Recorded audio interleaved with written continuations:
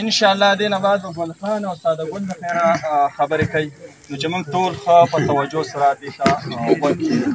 دې نه بعد زه ګل خان ته خواست کوم چې هغه راشي او دوی ته مخاطب شي.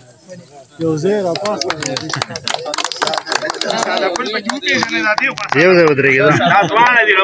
السلام علیکم ګرانو مینهوالو، زه یم ګل خان د زمانې وینې مې ما سرډانې او خرې به هندوانې او ته یې ربانې راپاته شبانې خلکو ته بیا کې بانې راځي زه وایي ډېره مننه.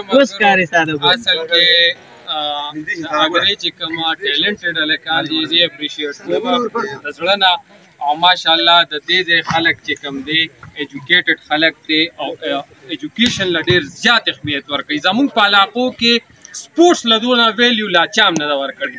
نو میسیجونه خو له صادق بای عزیر بای غونډو درکړل، خو مو ساده ګل با سره یو فني ایکټ وکړو.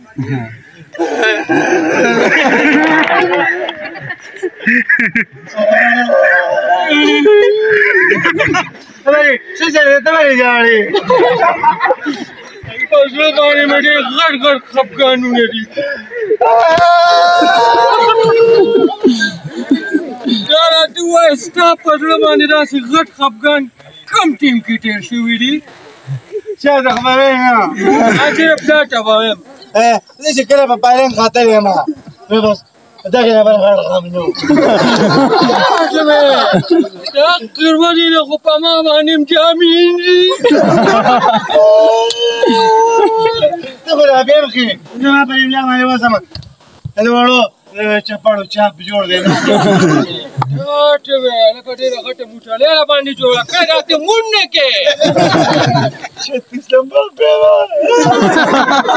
چپاړې دومره غټه دي املا به سمه راته وي.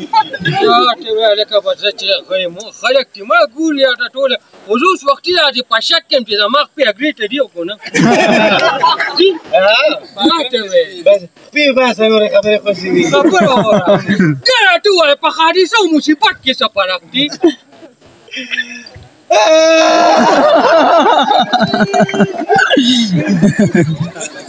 په حادثه په مصیبت کې دا فرق دی که دې په خرونو باندې ماشکې مه جوړوه لرې بنده که هغه خو پیسې م ټولېدلې دي زه پیل لږ ورته ووایه ده.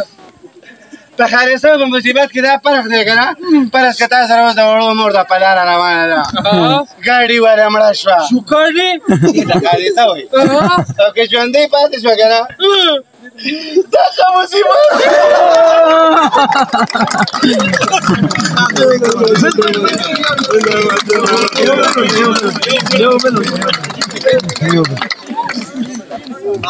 دی.